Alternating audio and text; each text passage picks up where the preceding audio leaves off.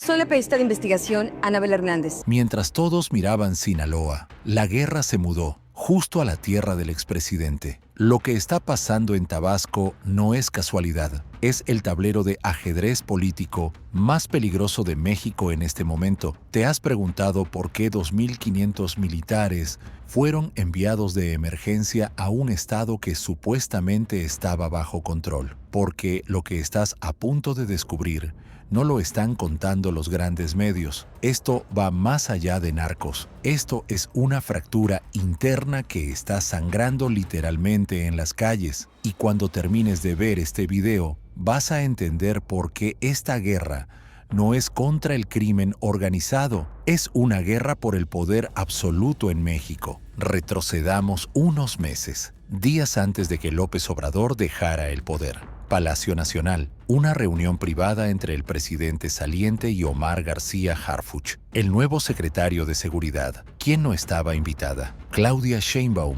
la que supuestamente iba a gobernar, la que supuestamente iba a tomar las decisiones.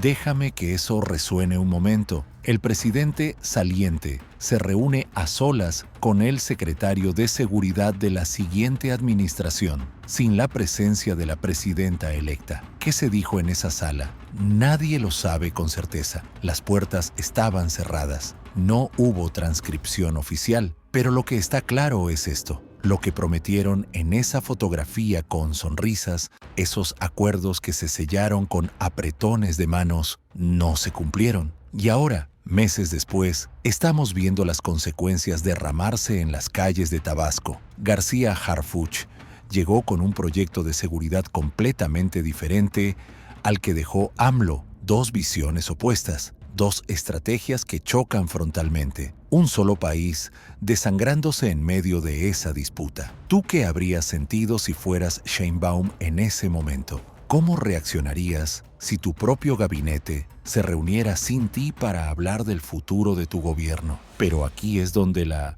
historia se vuelve más turbia, porque Tabasco no es el escenario de esta guerra por accidente. Tabasco no es un estado cualquiera, no es solo un punto más en el mapa. ¿Sabías que fue el estado con mayor crecimiento económico durante todo el sexenio de López Obrador? Carretas de dinero federal entraron ahí, inversión tras inversión, proyecto tras proyecto. Y con ese dinero, con esa atención presidencial, con ese flujo de recursos sin precedentes, llegó algo más. Llegó poder, llegó influencia y llegaron los que quieren controlarlo. Veamos quién controla qué, porque aquí la red de poder es tan densa que necesitas un mapa para no perderte. Adán Augusto López, el hombre fuerte de Tabasco durante años, deja la gobernatura para irse a la Secretaría de Gobernación en la CDMX. Es un ascenso importante, pero antes de irse, coloca a Carlos Merino como gobernador interino. Merino, leal al proyecto adanista, mantiene como secretario de Seguridad Estatal a Hernán Bermúdez. Y aquí está el primer problema gigante. Merino mantiene a Bermúdez en el cargo a pesar de que ya circulaba un reporte militar filtrado, los famosos Guacamaya Leaks, documentos hackeados del ejército mexicano que vinculaban directamente al Gabinete de Seguridad con La Barredora, un grupo criminal local, y también con el cártel Jalisco Nueva Generación. Espera, déjame repetir eso más despacio para que quede absolutamente claro. Un secretario de Seguridad Estatal vinculado directamente con grupos del crimen organizado, y nadie hizo nada, nadie lo removió. Nadie investigó públicamente, siguió en el cargo como si nada. ¿Tú habrías mantenido a alguien así en el cargo? ¿Qué mensaje envía eso? Piénsalo un segundo. Si los reportes militares ya señalaban los vínculos, si la información ya estaba ahí documentada, filtrada, disponible, ¿por qué nadie actuó? La respuesta es incómoda pero necesaria, porque removerlo habría significado admitir que el sistema estaba comprometido desde adentro. Y eso nadie lo quería reconocer públicamente. Cuando hablamos del CJNG en Tabasco, es importante entender algo. No estamos hablando del cártel real operando directamente desde Jalisco. Es una franquicia criminal, gente local, grupos locales que le pagan al mencho, al líder del CJNG, por usar el nombre, por usar la marca, por usar la reputación de terror que ese nombre genera. Es como una McDonald's del crimen organizado. Pagas por la franquicia, usas el logo y haces lo que quieras en tu territorio local. Usan la marca para intimidar, para controlar, para hacer negocios ilegales con el respaldo de un nombre que genera miedo inmediato. Y esto no es teoría conspirativa que me estoy inventando. Está documentado en reportes de inteligencia militar, está en los Guacamaya Leaks, está en investigaciones periodísticas serias, pero luego llega el giro inesperado que nadie anticipó.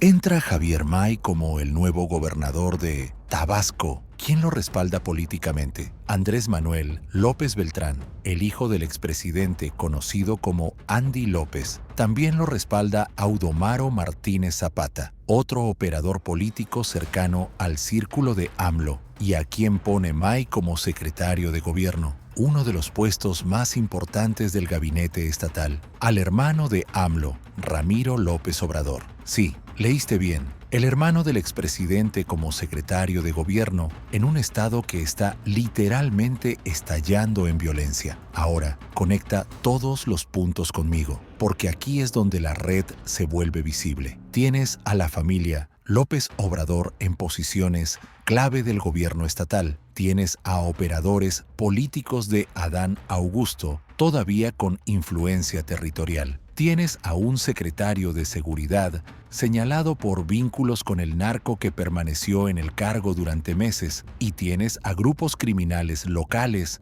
y franquicias del CJNG disputándose violentamente el control del territorio. ¿Qué podría salir mal en ese escenario? Todo, absolutamente todo. ¿Tú también estás viendo el patrón? ¿O todavía te parece que son coincidencias aisladas? Aquí está lo que casi nadie menciona en los análisis superficiales. El detalle que cambia completamente la narrativa. Durante meses y meses, 10,000 migrantes al mes fueron enviados sistemáticamente a Tabasco, capturados en operativos en el norte del país, detenidos en la Ciudad de México, recogidos de centros de detención migratoria en todo México, todos redirigidos, canalizado, enviados específicamente a Tabasco. ¿Por qué Tabasco? ¿Por qué ese estado en particular cuando hay docenas de centros de detención migratoria en todo el país? Porque el tráfico de migrantes, el control de las rutas migratorias,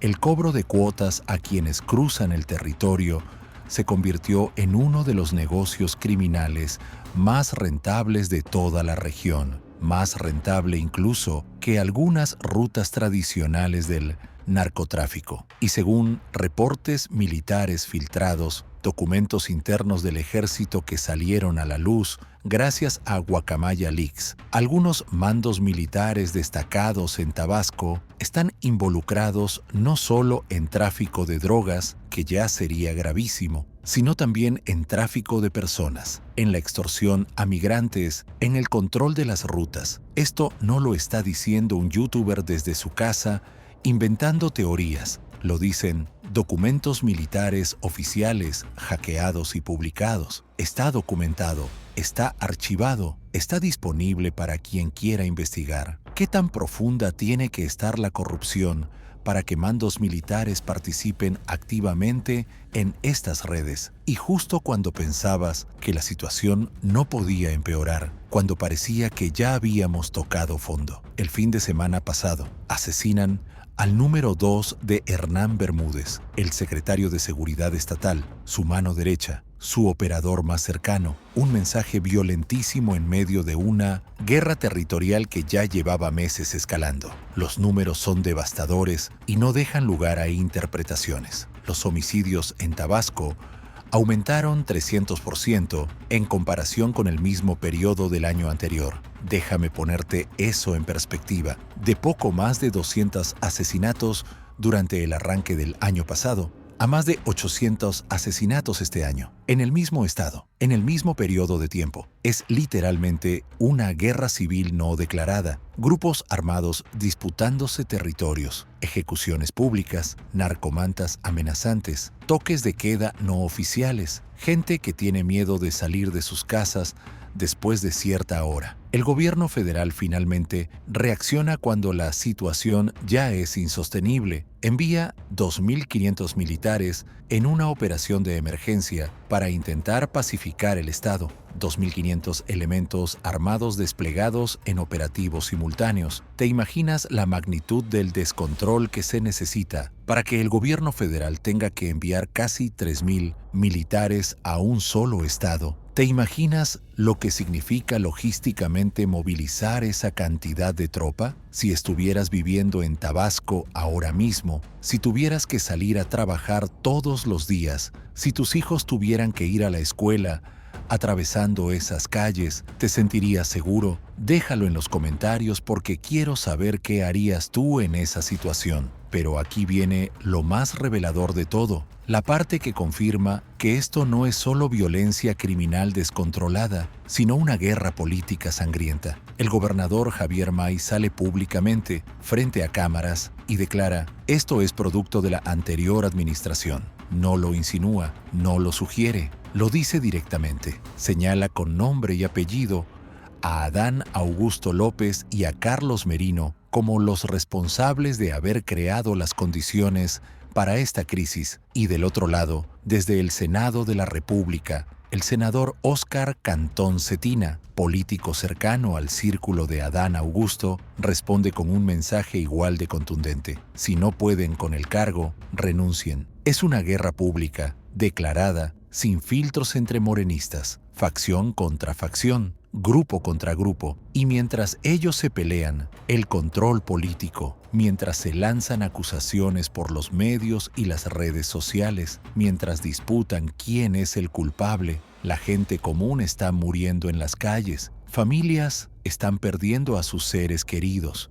negocios están cerrando, el miedo se está volviendo parte de la vida cotidiana. Pero esto es lo que realmente lo cambia todo. El dato que convierte esta crisis local en un asunto de seguridad nacional. Tabasco no es solo la tierra simbólica de AMLO, el estado donde nació, donde creció, donde construyó su base política. Es muchísimo más que eso. Es un territorio absolutamente estratégico para la seguridad nacional de México y para sus intereses económicos más importantes. Ahí está el corredor interoceánico del Istmo de Nociso, Tehuantepec, el megaproyecto de infraestructura que conecta el Pacífico con el Atlántico. Y con las recientes amenazas y complicaciones en el Canal de Panamá, ese corredor podría volverse aún más crucial para el comercio internacional en los próximos años. Quien controla esa región controla una de las rutas comerciales más importantes del hemisferio. Ahí está también la refinería de Dos Bocas, uno de los proyectos insignia de todo el sexenio de López Obrador, una inversión millonaria que se supone iba a devolver la autosuficiencia energética a México. Y por si fuera poco, ahí están las reservas probadas de petróleo más grandes del país, miles de millones de barriles bajo tierra, riqueza energética que podría sostener a México durante décadas. El control político de Tabasco no es simbólico, no es folclórico, no es solo por el orgullo de decir ganamos ese estado. Es literal poder económico, control geopolítico, acceso a recursos naturales estratégicos y dominio sobre rutas comerciales internacionales. Por eso, esta batalla es tan feroz. Por eso nadie está dispuesto a ceder, porque no están peleando por un estado más. Están peleando por miles de millones de pesos en contratos, en concesiones,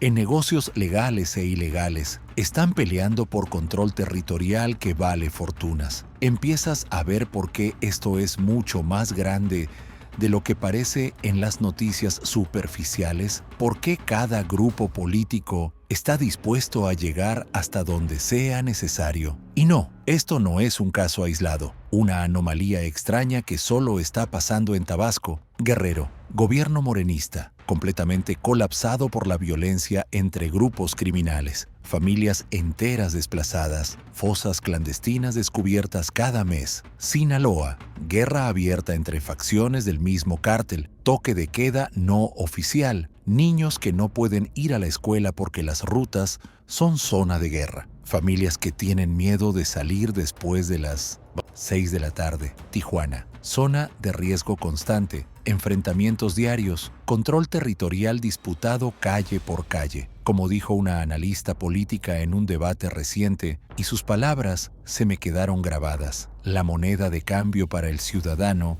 ya es la inseguridad. Cuando no puedes salir a la calle libremente, cuando tienes que calcular rutas para evitar zonas peligrosas, cuando tu vida diaria está condicionada por el miedo, pierdes tu libertad. Y cuando pierdes tu libertad, cuando tu movimiento está restringido, cuando tus decisiones están limitadas por el terror, quedas atrapado en el sistema. Los políticos juegan su juego de poder en los niveles altos, hacen sus alianzas, firman sus pactos, se disputan los cargos y los presupuestos. Y mientras tanto, el ciudadano común es quien pierde, es quien paga el precio en sangre, en libertad, en oportunidades destruidas. Y aquí está el detalle que casi nadie está conectando en los análisis que circulan. Todo esto, la violencia en Sinaloa, la crisis en Tabasco, el colapso en Guerrero, los enfrentamientos en Tijuana, no son crisis aisladas, no son problemas locales desconectados entre sí. Son síntomas, manifestaciones visibles de una fractura masiva que está ocurriendo dentro de Morena como partido y dentro del gobierno de Claudia Sheinbaum como administración. Omar García Harfuch, el secretario de Seguridad Federal, quiere implementar su estrategia. Tiene su visión de cómo debe funcionar la seguridad pública en México. Tiene su enfoque, sus métodos, sus prioridades, pero esa visión choca frontalmente con los intereses que dejó sembrados López Obrador durante 6 años. Choca con gobernadores estatales que son afines al expresidente y que no quieren cambiar el modelo. Choca con operadores políticos que controlan territorios desde hace años y que tienen sus propias redes de poder. Choca con estructuras criminales que hicieron acuerdos con las administraciones anteriores. No es una guerra del gobierno contra el narco, como nos la venden en los discursos oficiales. Es una guerra interna de poder, una disputa entre facciones políticas que está usando al crimen organizado como instrumento, como herramienta de presión, como forma de demostrar quién realmente controla cada territorio. ¿Tú también ves esta división interna? ¿O crees que estoy exagerando, que estoy conectando puntos que no existen? Aquí está la verdad incómoda que nadie quiere decir en voz alta, la conclusión a la que llegas cuando analizas todos los datos sin sesgo político. La violencia en Tabasco no es un fallo del sistema de seguridad, no es incompetencia, no es falta de recursos, es el sistema funcionando exactamente como fue diseñado para funcionar. Mientras unos grupos políticos controlan el aparato oficial de seguridad, las policías, los nombramientos, los presupuestos, y otros grupos controlan los flujos económicos ilegales, el tráfico de migrantes, las rutas de la droga, los negocios criminales, el caos, la violencia, la ingobernabilidad se convierten en el escenario perfecto para que todos hagan sus negocios sin rendirle cuentas a nadie. La pregunta real no es si tienen la capacidad técnica de resolver la crisis. Claramente tienen los recursos, tienen el ejército, tienen la Policía Federal, tienen los presupuestos. La pregunta verdadera es, ¿realmente quieren resolverla? ¿Les conviene que termine? Porque mientras haya crisis, hay justificación para controles extraordinarios. Mientras haya miedo en la población, hay dependencia hacia quien promete protección, y mientras haya dependencia, hay poder político absoluto. La guerra no se mudó a Tabasco por casualidad o por mala suerte. Se mudó porque ahí está el corazón del poder real en México. El poder económico, el poder energético, el poder simbólico, y ese corazón está sangrando. Si esto te hizo pensar diferente sobre lo que realmente está pasando en México, si conectaste puntos que antes no veías, dale like ahora. Quiero saber cuántos están entendiendo por primera vez la magnitud real de lo que estamos viviendo. Al final del día, no importa si llamamos a esto coincidencia, casualidad, karma o destino. Lo que realmente importa, lo único que debería importarnos como ciudadanos, es que mientras los de arriba se disputan el poder, mientras pelean por contratos y territorios y presupuestos, nosotros, abajo, estamos perdiendo la libertad de vivir sin miedo. Y esa pérdida de libertad cotidiana, esa normalización del terror, esa es la guerra real que se está librando. Los comentarios van a estar intensos después de este video. Quiero leer qué piensas tú. ¿Crees que Claudia Sheinbaum tiene el poder real para controlar esta fractura interna? ¿O ya es demasiado tarde? ¿El daño ya está hecho? ¿Las facciones ya son demasiado poderosas? Escríbelo abajo. Y si quieres más análisis profundos que nadie más está haciendo, que conectan los puntos que los medios tradicionales no tocan. Suscríbete porque esto apenas está empezando. Lo que viene en los próximos meses va a definir el futuro de México.